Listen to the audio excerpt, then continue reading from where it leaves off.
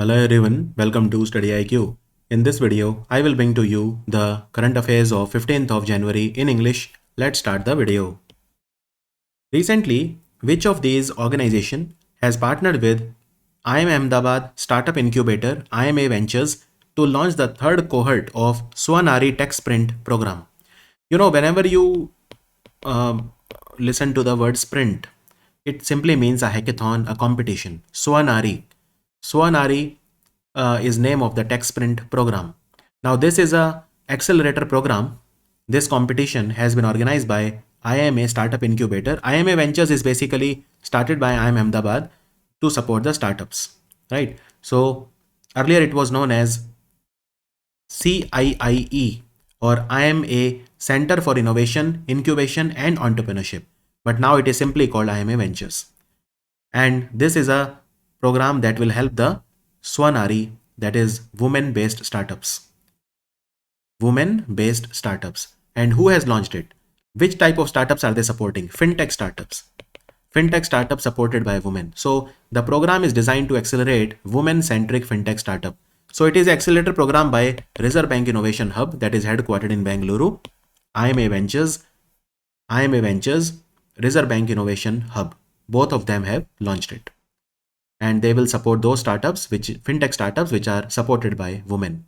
And IMA Ventures, it was set up in IIM Ahmedabad and it was supported by the Department of Science and Technology also when it was started.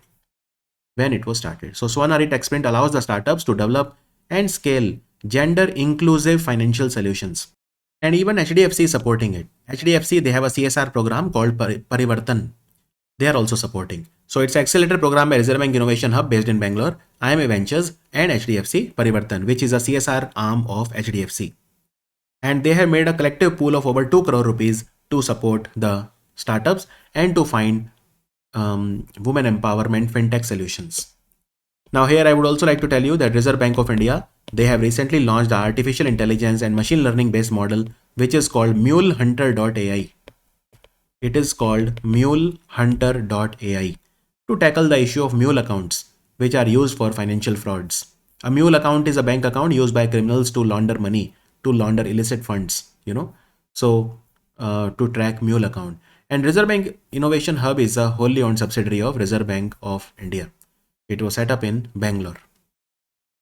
Which of the following international organization has given a loan of $35 million to Meghalaya for Meghalaya multi-sectoral project for adolescent well-being, empowerment and resilience called Empower to improve education quality in the schools of Meghalaya? So who is giving this loan? It is being given by the World Bank. It is being given by the World Bank. World Bank is giving this loan to Meghalaya for Empower project. And this will empower more than 5 lakh adolescents to make the transition from school to work. It will decrease the dropout rate in the schools. Right? So 35 million. And the total project cost is 45 million. But the remaining will be spent by the government of India. And that is $10 million and $35 million will be given as a loan by the World Bank. Now World Bank is also giving other loans to India also. Recently, they said that, there is Amravati smart city. Amravati will become the capital of, greenfield capital city of Andra, you can say. So for that, World Bank has approved a loan of $800 million. $800 million, right? And India has taken this loan in Japanese yen. So it is a yen denominated loan. For some reason, India has taken this loan in yen. Central government has mandated Kisan Pehchan Patra or Digital Farmer ID for Pradhan Mantri Kisan Samman Nidhi scheme. Which of the following is not one of the features of this scheme? Well, it is a central sector scheme. Yes, it is 100% funded by the central government. So it is a central sector scheme, PM Kisan scheme. Does it give 6,000 rupees per year? Yes. In 3 tranches of 2,000 rupees, it gives 6,000. Yes. And it is a scheme by Ministry of Agriculture. Yes. The scheme is limited for only small and marginal farmer having land holding up to 2 hectares. No, this is not. See, when the scheme was started, yes, this condition was there. It was only for small and marginal farmers, but then the benefit of the scheme now goes to every farmer of India. This 2 hectare scheme is no longer there, right? So the scope of the scheme was extended to cover all the land holding farmer. The only condition is that the farmer should be land holding. So scheme was modified. But now from 1st of January 2025, all the new people who want to take the advantage of PM Kisan scheme, they have to obtain their digital IDs linked to the land record. We call it Kisan Pehchan Patra or Digital Farmer ID. Digital Farmer ID. Look, Digital Farmer ID will serve as a proof of land ownership. Because what happens on the Digital Farmer ID or Kisan Pehchan Patra, everything about the Kisan is written on this. Like how much land the Kisan has, how much land the Kisan, the farmer owns, and what are the crops that he is sowing. I mean, all these things are written in your Kisan Pehchan Patra. So it will serve as a proof of land ownership. It will reduce the risk of fraud, because it was seen that a lot of farmers who don't own any land, they are still taking 6,000 rupees. So Kisan Pehchan Patra or Digital Farmer ID is a unique identification system which is designed to ensure that only genuine land owning farmers are eligible for the welfare benefits. So what does this ID contain? It contains essential details of the farmer, like the farmer's name, the crops grown on the land, land holding information. All of this is there, right? So PM Kisan scheme was launched in February 2019.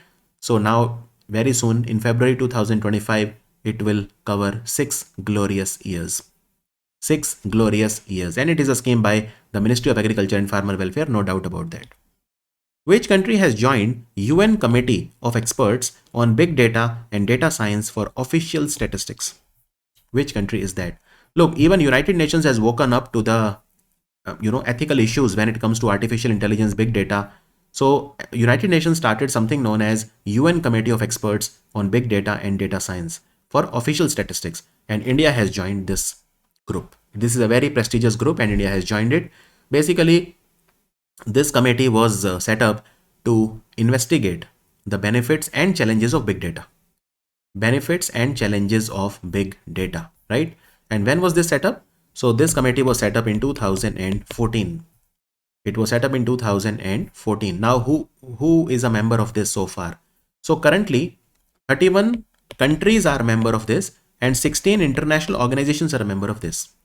31 countries, they are member of this. So among these 31, we have India. So India has also joined it, and there are 16 global organizations like African Development Bank, like the CARICOM, OECD. I mean, 16 such big organizations are member, and 31 countries are a member of this.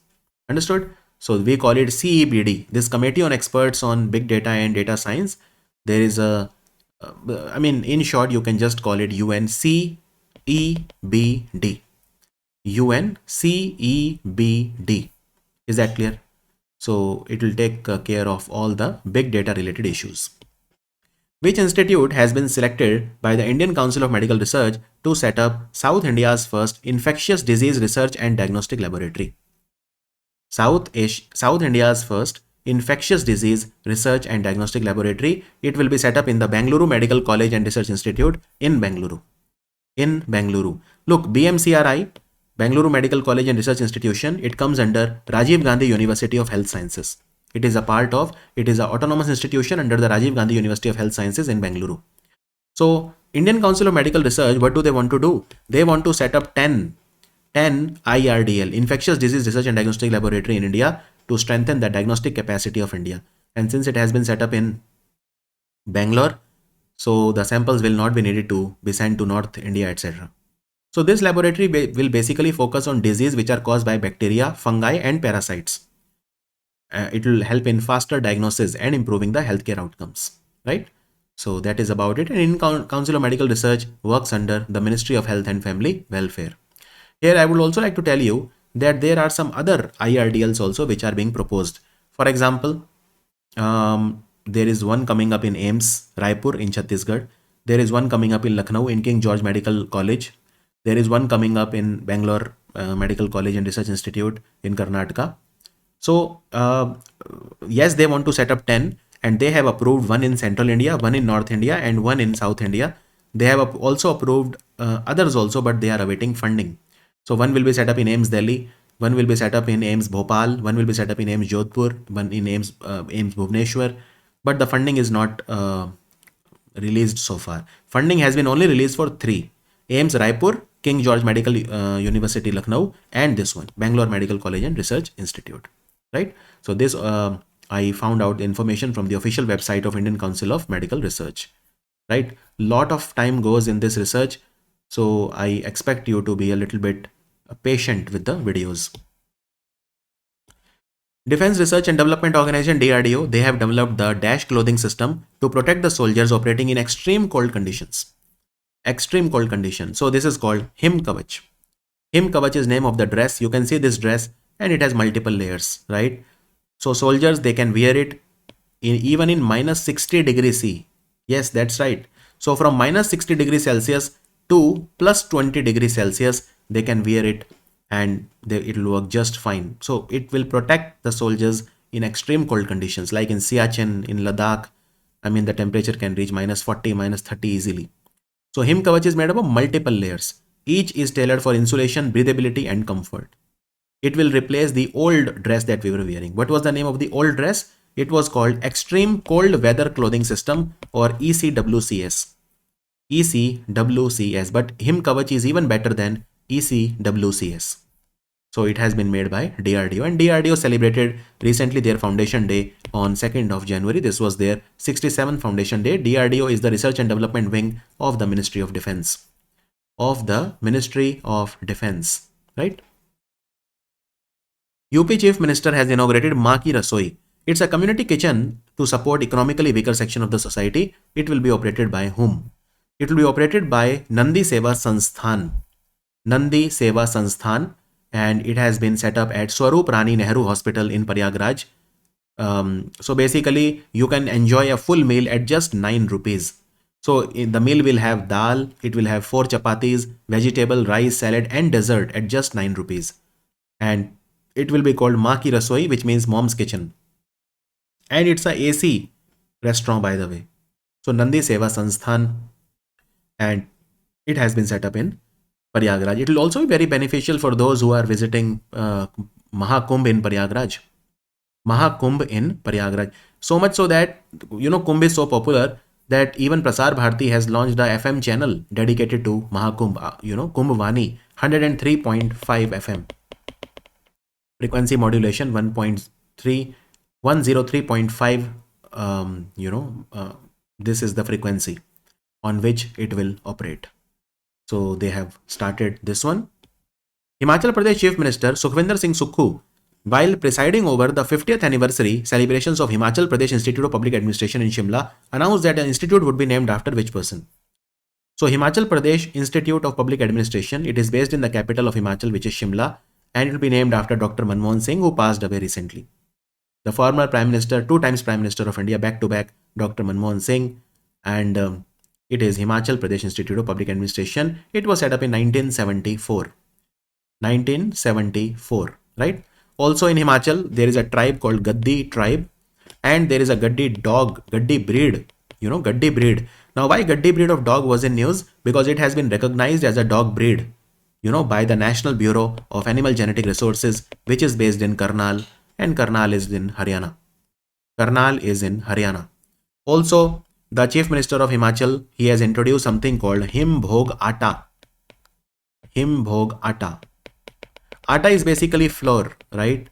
But this atta is different because it is made from maize using natural farming practices. So it's a very nutritious atta. And of course, there is a scheme going on in Himachal called Rajiv Gandhi Natural Farming Startup Scheme. Rajiv Gandhi Natural Farming Startup Scheme. Basically, the idea is to have as many farmers or have more startups into the natural farming sector. Right? So all these things are going on in Himachal Pradesh. Now, there is a zoo in Himachal which is called Durgesh Aranya Zoological Park. Why this zoo was in news? Because it is India's first zoo to earn a certificate from Indian Green Building Council for being environment friendly, eco-friendly, sustainable. Durgesh Aranya Zoo, very important. Durgesh Aranya Zoological Park, and it is located in Kangra district of Himachal. It is the first zoo in India to get a certificate from Indian Green Building Council for being sustainable and eco-friendly. Which of the following country has announced the world's first new sanctions regime to combat people smuggling crime rings and block the illicit finance fueling such operations as part of measures to crack down on illegal migration. Look, have you seen the movie Donkey? You should watch it. It's a movie starring Shah Rukh Khan, and I think it was one of the best movies that I saw. So they show about illegal migration in the movie, and UK especially is one of the most illegally aspired country to go to. People go to UK illegally a lot. In fact, in that movie also they go to UK only, and the answer is UK. Now UK has started the world's first new sanctions regime. So government will put sanctions. Government will target irregular migration, organized immigration crimes. All of these need to be tackled in UK. Make sense? Also in Britain, there is a place called Oxfordshire. Oxfordshire. Now, why this place was in news? Because dinosaur footprints have been discovered here. The dinosaurs which belong to 166 million years ago, the Middle Jurassic period. Middle Jurassic period, right? Also, can you tell me the Commonwealth Games will take place where? The Commonwealth Games, the next one, the Commonwealth Games of 2026. So Commonwealth Games of 2026 will take place in which country? The answer is it will take place in Glasgow, which is in Scotland, in Britain. Which company has picked Andra for setting up their new oil refinery and petrochemical complex? Look, setting up an oil refinery is a big deal when it comes to current affairs. It's a very important question, okay? It is Bharat Petroleum. So Bharat Petroleum is a Maharatan company, and Bharat Petroleum is going to set up their new refinery as well as petrochemical complex in Andhra. They have not finalized the location, but they will set it up in Andhra at an investment of 6,100 crore rupees. 6,100 crore rupees. And they have not revealed the timeline for completing the project, but they are saying that this refinery, the capacity will be 9 million ton per day. 9 million ton of crude oil can be refined here every day. Big deal, again, big deal, right? Because Bharat Petroleum is India's third largest oil refiner after Indian Oil Corporation and Reliance. So how many refineries they have?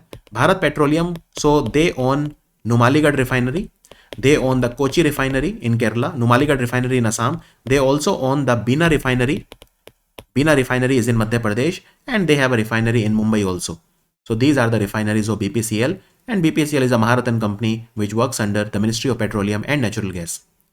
Ministry of Petroleum and Natural Gas. Also, don't forget some other things in Andhra, like there is a place called Pudi Madaka. I really don't know how to pronounce it. Pudi Madaka or Pudi Madaka. Anyways, it is a place near Visakhapatnam. This is where India's first green hydrogen hub will be set up by NTPC Green Energy Limited, NGEL. And also South Coast Railway Headquarter will be set up in Visakhapatnam, and Bulk Drug Park will be set up in Anakkapalli, and Krish City will be set up in Krishnapatnam in Tirupati. Which state and Toyama? Toyama is basically a Japanese company, right? So which state is partnering with Toyama, which is an industrial prefecture? So prefecture is like a state, On the Japan sea coast, they have renewed their MOU to strengthen bilateral ties and promote cooperation in manufacturing, pharmaceuticals, tourism, and digital innovation. So Toyama, which is like an industrial smart city, you can say, in Japan, they will work closely with the government of Andhra. The answer is again Andhra. The answer is Andhra. And in Japan, there is an island called Honshu. So the Toyama state is located on the Honshu island. So this agreement is between Toyama and Andhra. Andhra will be helped by Toyama in pharmaceutical manufacturing, tourism, and digital innovation. Does that make sense? And do you know that there is a Japanese city, or you can say Japanese state, right? So they have also recently partnered with Uttar Pradesh. Now, can you tell me which is that city of Uttar Pradesh that is being helped by Japan, or vice versa? So basically, there is an agreement between UP and Yamanashi province of Japan. UP and Yamanashi province of Japan. In fact, in the past, you must have heard there was an agreement between Varanasi and Kyoto. Varanasi and Kyoto agreement was also there, right? ISRO, LVM-3 rocket. They will launch it. They have not given a concrete date. LVM-3 rocket will carry the Bluebird Block 2 satellites that plan to provide space-based cellular broadband network services on smartphones. So this satellite is associated with which company? Basically, it's a US company called AST Space Mobile. Now, AST Space Mobile is launching some satellites called Bluebird Block 2 satellite that will provide space-based cellular broadband network services on your smartphones. And which satellite of which rocket of ISRO will launch it? Well, it is LVM-3 M5 is the name. It is a variant of LVM-3. This is the mission, LVM-3 M5 mission. And when will this mission be launched? Somewhere in March. They have not given the exact date, right? What is the weight of this satellite, Bluebird? It is around 6,000 kg. And ISRO will put it into the low Earth orbit. So it will provide affordable 5G broadband service from space to billions of people worldwide. And it is a company that is based in Texas. AST Space Mobile is a company that is based in Texas in America. Texas in America. Director General of NCC, Lieutenant General Gurbir Pal Singh, has inaugurated Idea and Innovation Competition at which of the following places? Idea and Innovation Competition was launched by him for the NCC cadets.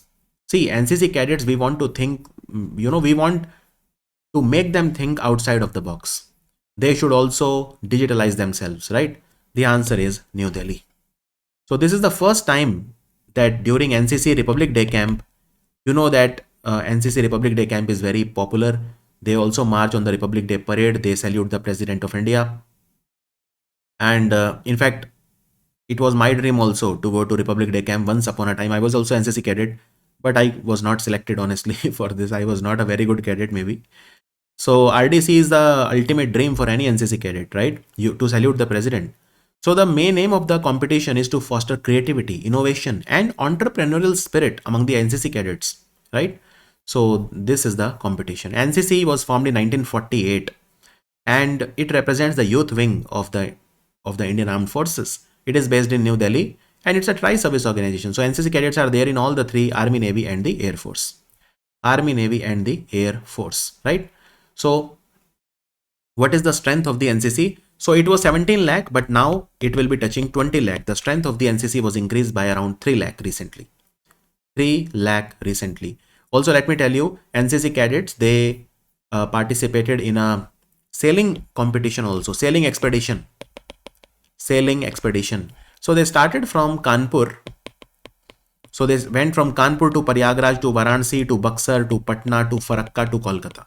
So from Kanpur to Kolkata, there was this sailing competition across the Ganges and the Hooghly River, passing through UP, Bihar, West Bengal. So this they participated in. On what occasion? Well, this is an event leading up to the Republic Day camp, right? And also the NCC cadets, they scaled a mountain peak in Uttarakhand recently in the Garhwal Himalayas called Mount Abi Gamin. NCC cadets, they went and they scaled this peak. Mount Abi Gamin is a peak in the Garhwal Himalayas at astonishing height of 7,355 meters. Prime Minister of India has inaugurated the Sonar Tunnel. This tunnel is located in which district? Sonar Tunnel is located in Central Kashmir, that is Gandarbal district. Gandarbal district, it is also known as Z-Mode Tunnel. Z-Mode Tunnel. Basically, why it is called Z-Mode Tunnel? So Z-Mode is basically Z-turn. It is the Hindi word for Z-turn. So there is a road which was Z-shaped. This tunnel has replaced that road. So this tunnel is built under the Thajivas Glacier, and basically the tunnel will bypass the landslide and avalanche prone areas, making travel safer and more reliable. So Z mode is the Z-shaped road section near the construction site, and this project is overseen by NHIDCL, National Highways and Infrastructure Development Corporation Limited. This is the company. And why was this tunnel needed? Look, this tunnel is located at a height of 2,637 meters, which is like 8,600 feet above the sea level. So it is prone to snow avalanches and this area. But because of this tunnel, you will drive safe. And this tunnel has been built at a cost of 2,680 crore rupees. So it is a 6.5 kilometer 2-lane tunnel, and it has all the latest technologies also. This tunnel has been built using a technology called NATM, or New Austrian Tunneling Method. New Austrian Tunneling Method. It will be part of NH1 Srinagar-Leh Highway. Srinagar-Leh Highway. It has good ventilation. It has all those finest things which are available. So 6.426 kilometer is the long tunnel, and 0.6 kilometer is the long ventilation tunnel. Just remember, it is around 6.5 kilometer and that length, and that is good enough at your level. So once you cross this tunnel, you will then enter the, it's a part of Srinagar-Leh, right? Road, NH1. So once you cross this, then you will go to the road, and then you will cross another tunnel in the Zozila Pass, Zozila Tunnel. Zozila Tunnel is Asia's longest under construction tunnel, because Zozila Tunnel is 14.2 kilometer long. It is being built at a cost of 6,800 crore rupee, and it will cut through the Himalayas at the Zojila Pass. Zojila Pass is also known as the mountain pass of the blizzards. It is located in Dras at a height of 11,650 feet. So Zojila Pass is also connecting the Srinagar and Leh. And NHIDCL, basically, who is setting this tunnel, is a nodal agency of Ministry of Road Transport and Highway. Ministry of Road Transport. It works under the Ministry of Road Transport and Highways. Who was named the chairperson of Athletics Federation of India's Athletes Commission? I'm not asking you who has become the chairperson of Athletic Federation of India. I'm asking you who is the chairperson of Athletics Federation of India's Athletes Commission. So you can identify her easily. Anju Bobby George. Anju Bobby George, right? In fact, Bobby George is name of her husband and her trainer. I've been following her career since 2001. She was also the bronze medalist in the World Championship. Legendary athlete of India. Anju Bobby George. So who are the other members in this commission? In this commission, you have Anju Bobby George. You have Krishna Punia. Krishna Punia is a discus thrower, former discus thrower. You have MD Valsamma, who is a hurdle race athlete. You have Jyotirmai Sikdar, again athlete. You have Sudha Singh, steeplechase runner. You have runner Sunita Rani. So there are 6 women athletes.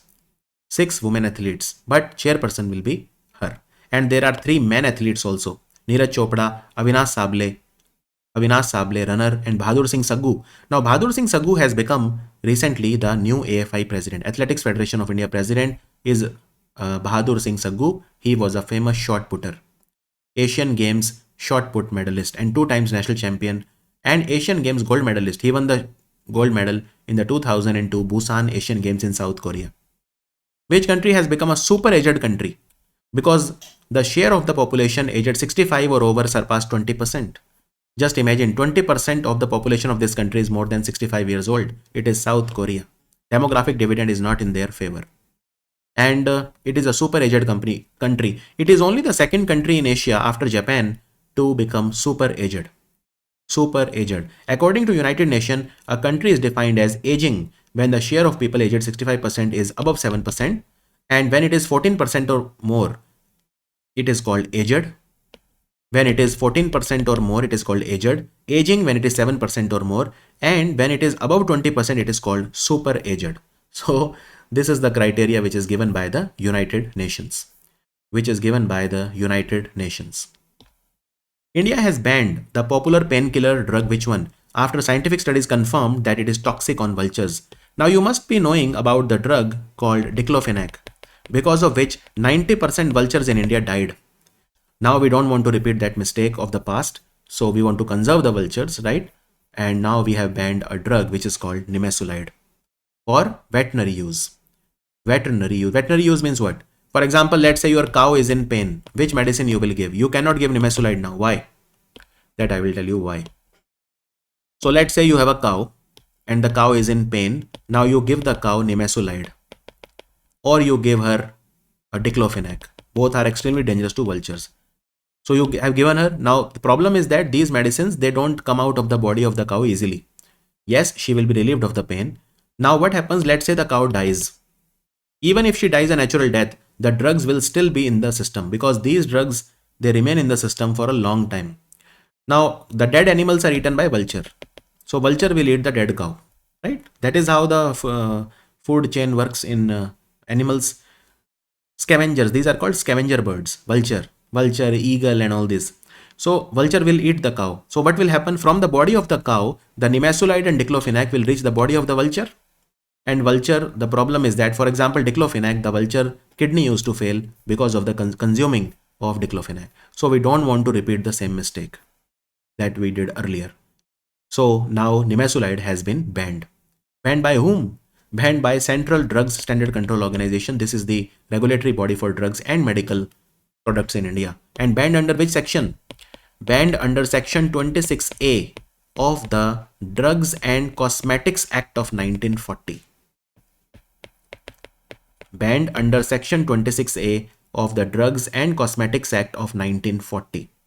So nimesulide is a anti-pain or painkiller, and but the problem is that it is not good for vultures. And the scientists from Indian Veterinary Research Institute, which is located in Bareilly in UP, Ijjat Nagar in Bareilly in UP, confirmed that even the small doses of nimesulide are very, very toxic for the kidney of the vultures. Now, which are the safe drugs? So, for example, if you have a cow or buffalo or any animal suffering from pain, what to give? Only two drugs are safe: meloxicam and tolfenamic acid. Tolfenamic acid. Only these are safe. And by the way, India has recently created a new drug. Our first drug we have created in the last 30-40 years. It is called nephromycin. This is an antibiotic that India has created, completely indigenous. First indigenous antibiotic, right? Nephromycin. Nephromycin has been created for drug-resistant pneumonia, for community-acquired bacterial pneumonia. Pneumonia is written like this: Pneumonia. Community-acquired bacterial pneumonia. Nephromycin. It is a multi-drug resistant pneumonia called community-acquired bacterial pneumonia. And it is being sold under the market by what name? It is being sold under the trade name McNaf. By which pharmaceutical company? The pharmaceutical company is called Volcart. So this is a drug which is our indigenous drug, and we have given the Ministry of Science and Technology, they have given the approval, commercial manufacturing approval, to the company Volcart for selling it under the name McNaf. Union Minister G. Kishan Reddy has inaugurated 5G use case test lab at which institute?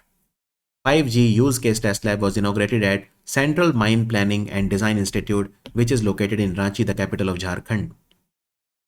So basically, this institute is a subsidiary of Coal India Limited. The same Coal India Limited, which completed 50 years on 3rd of November 2024, and which has made a Royal Bengal tiger as their mascot called Angara.